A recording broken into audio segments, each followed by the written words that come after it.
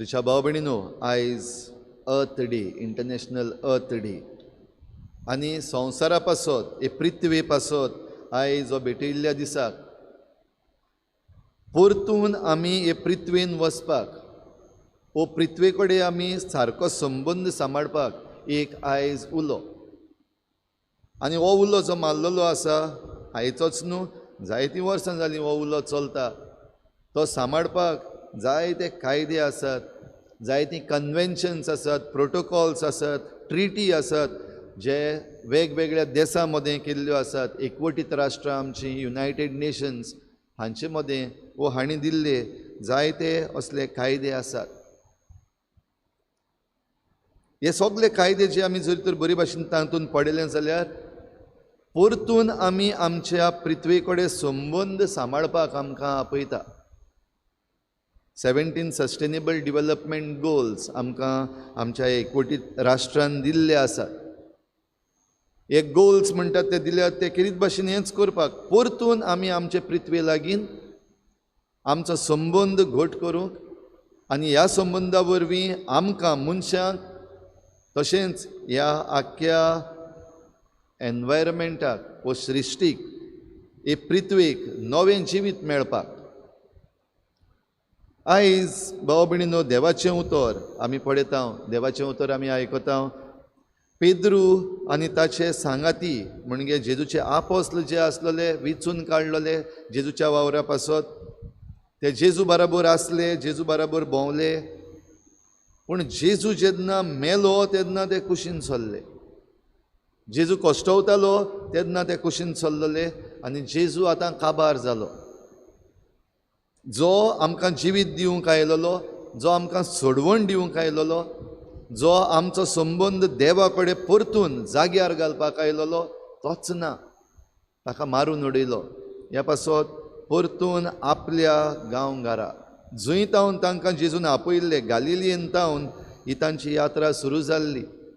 जेन्ना हेच नुस्तेकार भाव दर्यान मासडी मारपाक तयारी करताले, जेजून तांकां आपयल्ले पयले शीस जेजूचे, म्हजे फाटल्यान येयात.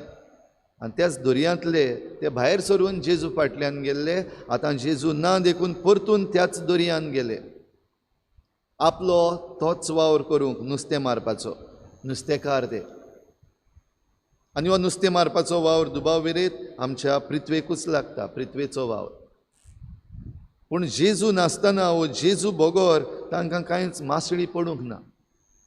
रातभर काम केलें. नुस्तेकार ते एक्सपिरियन्स्ड बेस्ते न्हू, आनी तरी आसतना कांयच मेळ्ळें ना. इश्टानो, मासळी कितेंय पडले आमू? कांयच ना. आनी जेजू आपूण तांकां नवी दिशा दाखयता, वो आपली दिशा दाखयता. व्हड्याचे उजवे वाटेन रांपोण घालात परतून.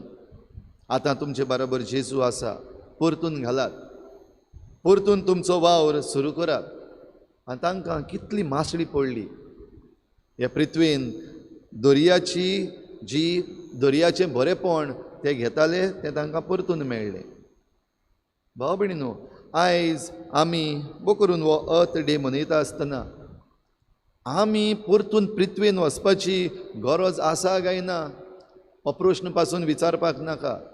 जरी तर आमी आमचे पृथ्वेन परतून येना, देवान रचलेली ही रचना जी आमी आसा ती मानून घेना, ताची काळजी आमी घेना, जाल्यार आमी आमचेंच जिवीत एके भाशेन धोक्यान घालता. धडीर आसा आमी आयज, कित्याक आमी ह्या पृथ्वेचो नाश केल्लो आसा. आयज आमकां सोंपेपणां जाय ती मेळिल्लीं आसात आनी आमकां आनिकूय सोंपेपणां जाय.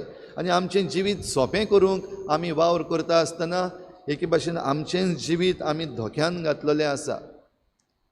साद्यो वस्तू, आयज आमकां प्लास्टीक जाय. बाजारांत हांव येतलो प्लास्टीक जाय, आनी खंय वयतलो प्लास्टीक जाय. आयज आमकां डिस्पोजेबल जायत्यो वस्तू आसात, पॅकींग सायज आमची आसात ती, जावं आमचें जेवण पॅकींग करपाक, वो आमचें गिफ्ट पॅकींग करपाक, वो कितेंय पॅकींग करपाक. आयज आमची पॅकेज इतली वाडलेली आसा, तो भितर गिफ्ट आहा तो घेतल्या उपरांत पॅकेज करूंक सगळें जें वापरलेलें आसा तें गेलें मागीर डिस्पोजेबल. म्हणटच आयज आमचें गार्बेज क्रिएशन, कचरो जो आमी जेनरेट करता तो इतलो वाडलेलो आसा. आयज आमच्या खंयच्याच रस्त्यांचेर आमी भोंवता आसतना आमकां बरोसो रस्तो दिश्टी पडटलो म्हण ना. कित्याक आमी आमची सोंपेपणां मेळोवन घेता आसतना सगळेंच असलेंच निसंटन केलां. म्हणटच आमीच आमकांच धडेर पावयल्लीं आसात, जिविताचे धडेर. आयज कायदे आसात जायते, आमच्या भारतांत जाल्यार जायते कायदे आसात. वायल्ड लायफ प्रोटेक्शन एक्ट आसा, पोल्युशनाचेर आड आसात, फॉरेस्ट एक्ट आसात, वॉटर एक्ट आसा, सगल्यांक बरेशे एक्ट्स आसात, कायदे आसात. पूण हेच बरे भाशेन पाळपाक आमी नोकरीक जे आसात तेय प्रयत्न करिना, आनी जे कोण ऑथॉरिटी आसात तेय ते जाग्यार घालपाक फावो तितलो प्रयत्न करिना. थोडेशे लूप होल्स जे आसात, बारीक बारीक खंयच्यान कोणशान एक बारीक बारीक बुराक पडलेले आसात, तांचो जाल्यार बरो वापर जाता. आनी हे भाशेन आमी आमच्या संवसाराक आनिकूय बुराक घातलेले आसात. आयज आमचो ओझोन लेयर जो आसा ताका बुराक पडलेलो आसा, आनी आमची भलायकी बिगडत आसा. आनी जायते फावटी ही भलायकी आमची बिगडल्या देखून आमी सगळी तरेचीं वखदां आनी बरे बरे दोतोर आसात तांचे बोगलेक पासून धांवता. पूण सादी वस्त जी आमी करपाक जाय तीच करिना. आनी सादी वस्त म्हणल्यार ही go back to earth, go back to nature. आमी परतून आमचे सृश्टीन आमचो संबंद घट करपाक गरजेची वस्त आसा तीच करिना. देखूनच भलायकी परतून येना. देखूनच आमी ज्यो वस्तू करपाक सोदता तांकां जाय तो आमकां येस मेळना. गरमी वाडत आसा, आनिकूय वाडटात, दुयेंसां वाडत आसात, पॅन्डमिक्स येयत आसात. एक wave, second wave, third, fourth, आतां फोर्थ वेव तयार जाता येवपाक कोरोना व्हायरस हाचे पॅन्डमिकाची. जाल्यार आयज भाव भयणीनो, आमी हो संवसार खंय पावयला, ही पृथ्वी आयज आमी खंय पावयला. हे पृथ्वेचो परामर्श करूंक आमकां मनशांक हो कायदोय दिल्लो आसा आनी आमकां पाठयल्ले आसात. आयज आमची आशा इतली वाडलेली आसा की हे पृथ्वेचो परामर्श करचे बदलेक आमी ही पृथ्वी लुटून खरपून खावंक लागलेलीं आसात वेगवेगळे तरेन. हे पृथ्वेची सगळीं देणी, जावं आमचीं रानां, जावं आमचे दर्या, जावं आमचें हे वारो जो आसा, एटमॉस्फियर, हें सगळें आमी एके भाशेन प्रदुशीत करपाक लागलेलीं आसा आमचे आशेक लागून. आनीक आमी ह्या संवसारांत वो हे पृथ्वे कडेन आमचो संबंद जो आसलो तातूंतले भायर सरल्यात देखून. जाल्यार हे शीस परतून आपल्या कामाक गेले तेन्ना, परतून आपल्या गांवघरा गेले तेन्ना जेजू तांकां थंयसर मेळ्ळो. जेजून तांकां आपयले नास्त्याक येयात. हो नास्तो गरजेचो, हो नास्तो नवें जिवीत दिता तसलो, हो नास्तो तांकां जेजूची वळख दिता, पुनर्जीवन जेजूची वळख दिता तसलो. तर आमी आमचे पृथ्वे लागीं परतून हो संबंद घडूंक प्रयत्न करुया. आमचे मुखार जायते कायदे आमकां दिल्ले आसात, ते पाळूंक जाता तितलो आमी भार घेवया. एकामेकाकूय तो सांगूंक, एकामेकाकूय शिकोवपाक आमी जाता ते भाशेन भार घेवया.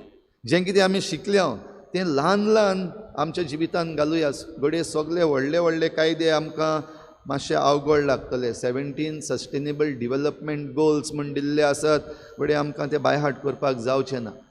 पूण ल्हान ल्हान वस्तू ज्यो आसात आमचे पृथ्वे कडेन आमचे संबंद करपाक, ते आमी नेटान करुया. आयच्या दिसा कितें भाशेन आमी आमच्या फिरगोजेन हो अर्थ आवर करतले फकत 1 वराचो 8 ते 9 वाजता. जाल्यार तातूंतल्यानूय बीन एक आमचें धाकटेंशें कॉन्ट्रिब्युशन, व्हडलें न्हू तें, धाकटेंशें 1 वर आमच्यो लायटी घरच्यो बंद दवरपाक, हे पृथ्वेक इल्लोसो फायदो करपाक, इल्लेंशें रिजनरेशन जावपाक. जशें आमी जाणां की डॅकेड ऑफ रेस्टोरेशन म्हणटा ती चलता. युनायटेड नेशन्स हांणी आमकां दिल्ली 2021 to 2030, 10 वर्सां. सगळें जें आमी पाड घातलेलें आसा हे पृथ्वेन, तें परतून आमी बांदून हाडूंक. डॅकेड ऑफ रेस्टोरेशन ऑफ इकोसिस्टम्स, जे आमकां संवसारान वेगवेगळी जीव दिवपी ज्यो सांखळो आसात त्यो परतून नव्यान बांदून हाडूंक. तर जेजू आमकांय आपयता नास्त्याक येयात. तर जेजू बरोबर आमी हो संवसार, ही पृथ्वी सांबाळूंक, आमचें जिवीत आमी सांबाळूंक आनी एकामेकाक एकामेकाचें जिवीत सांबाळूंक आदार दिवंक हे भेटेन आमकां करपा मागुया.